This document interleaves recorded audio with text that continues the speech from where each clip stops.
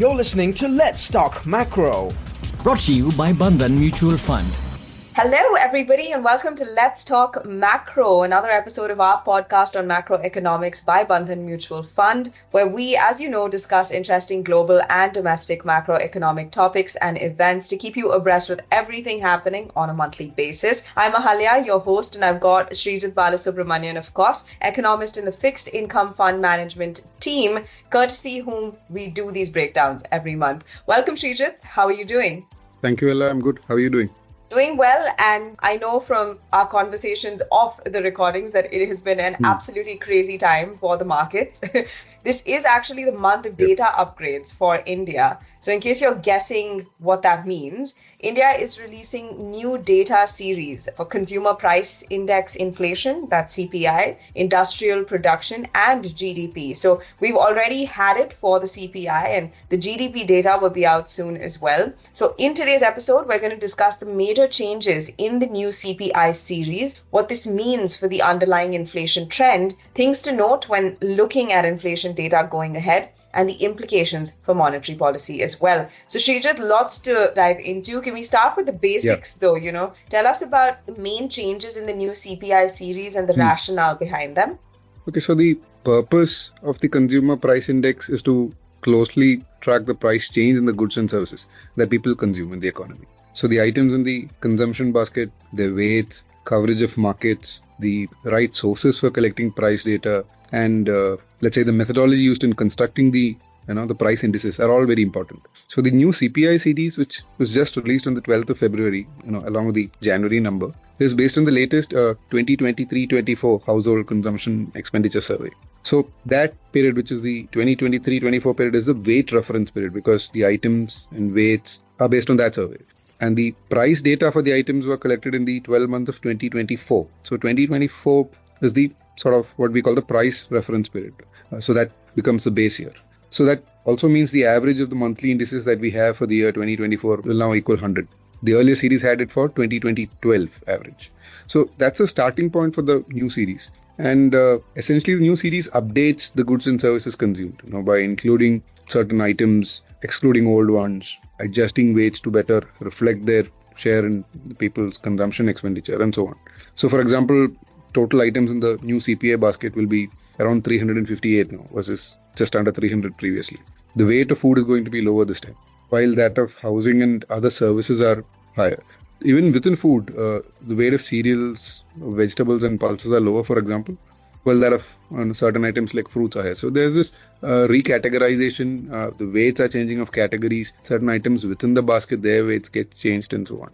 Right, so an updated consumption basket to reflect expenditure patterns, which I guess is important to accurately measure the cost of living as well. Apart from this, what are the changes to price data collection and methodology? If you could break that down for us. Sure. So one is the expansion of markets for collecting price data. So if you look at the number of villages in urban markets, that is typically where the price data is collected from.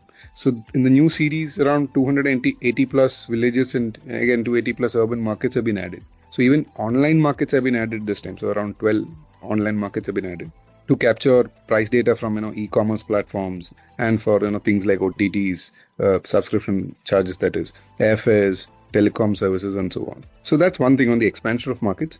The second thing is the methodology for compiling the indices at the very elementary level. So for instance, how the price data is built into basic indices, how imputing missing price data is done, and certain specific things like how calculation of HRA, all these have sort of improved in terms of the methodology.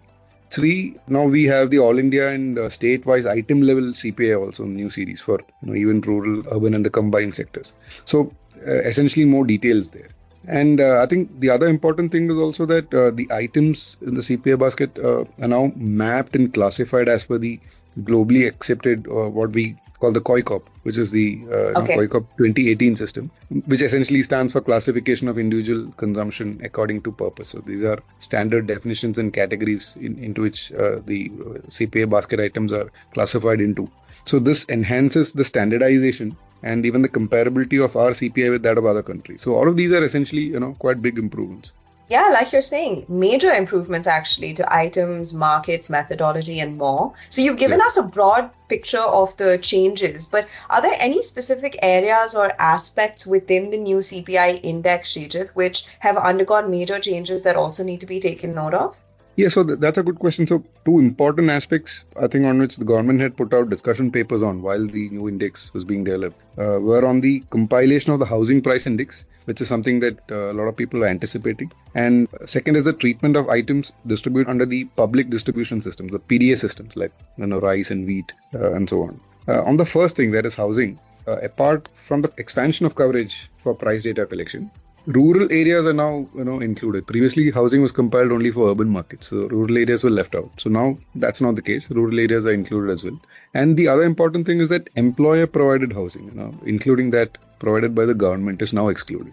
And that's really important because that used to cause some swing in price data, even from change in designation of employees, even when the house as such remained the same. The allowed rent used to change. So every dwelling again will now be surveyed each month, and the weights are now based on the 2011 census. And like I said, there have been improvements in the compilation methodology as well. So all this will essentially now make the housing component more representative of the rents, etc. on the ground, and this should help avoid sudden changes in data, like I just mentioned. Sudden swings in data in certain months should probably help smoothen it out. And that's something we used to witness earlier. Those spikes should now not be there. The other thing is the PDS items, the items that are distributed under the PDS system. So there is again extensive discussion on this. But I think eventually they decided not to include any free social transfers in the CPI. Not just free food, but even free healthcare, electricity, or education. Be it by the union government or by the state government. And that's because these don't essentially represent actual out-of-pocket expenditure of consumers, right? And that is what CPI captures. So they didn't want to include anything which is provided by the government and therefore doesn't constitute an out-of-pocket expenditure for consumers. And again, it also makes it aligned with international practices. That's it if any item is only subsidized by the government, which means the price is low, but it is not zero, and that continues to be included. And which was the case in the older CPI 2012 series as well. So that stays the same. Interesting. So it looks like there was extensive discussion on free transfers in housing and definitely improvements in how they're captured. Now, coming to the important question on what all this means for CPI data, do you see any significant changes in the inflation readings going ahead? This is something we've spoken about, inflation, on our previous podcasts. And with that, any implications for monetary policy that we should look out for? No, yeah, I think that's what ultimately matters. So if you, for instance, we just have one print for now. So if you look at the January headline CPI number, as per the new series, that came in at 2.7% year on year. And they've given a linking factor, or even if we just calculate the linking factor ourselves between the old series and the new series, and you take a ratio of the average of the overlapping monthly index values that we have in 2025, it's a bit of a statistical exercise that we do with whatever data that is available for now to calculate a sort of back series as per the new series, because right now we don't have too much of official historical data, so we just have to calculate a linking factor and try to stitch out a series backwards. So that's the exercise that we do. And if we do that, what we see is that headline inflation as per the old series in the January print, for instance, would have been 2.5%, right? So the new series is only around 20 basis points higher. And again, we repeated this, the same exercise to measure the gap in some of the major categories of inflation. So food inflation, core inflation numbers. Now, again, I'll have to tell you that this wouldn't be a very accurate method because there have been many more underlying changes, like we discussed, to subcomponents, the way price is collected, the way indices are calculated, so the methodology again, and so on. So it wouldn't be exactly accurate if we try to create a series backwards, because things have completely changed between the two series. Nevertheless, it tells us a few things, and what it did tell us is that in the new series, food inflation was likely higher by 120 basis points, right? And that is because although the weight of food as a category has come down in the new series, if you look at the items within food, which had stronger price readings in January, they had higher weights. So like fruits, meat and fish, and so on.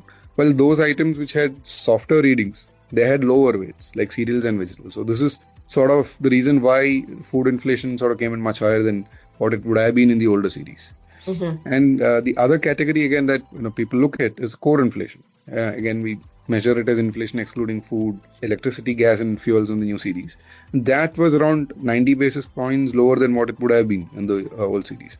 Now here, the ministry does not publish any standard measure of core inflation because there is no uniform definition and different stakeholders could interpret it differently. Yeah, so it all depends on how one defines core inflation. But if we define core as, headline excluding food, fuel, petrol, diesel, even gold and silver jewelry, like what the RBI has also been focusing of late, we see the gap between the old and new series at this particular definition of core is not much. It's only around 30 basis points. Now, this is again because high weights of petrol, low weight of gold, and again because of the current inflation in some of these components. That's what's causing a small gap, but not much. Again, the other aspect that we noticed here is the average difference over a year. So if you go back and see the average difference, let's say in 2025, between the old and the new series, monthly difference, and even at the headline level or various group levels is not much. So the point is that there are differences if you look at monthly readings between the two series in both directions, and therefore you do an average of the last year, that sort of averages it out to zero.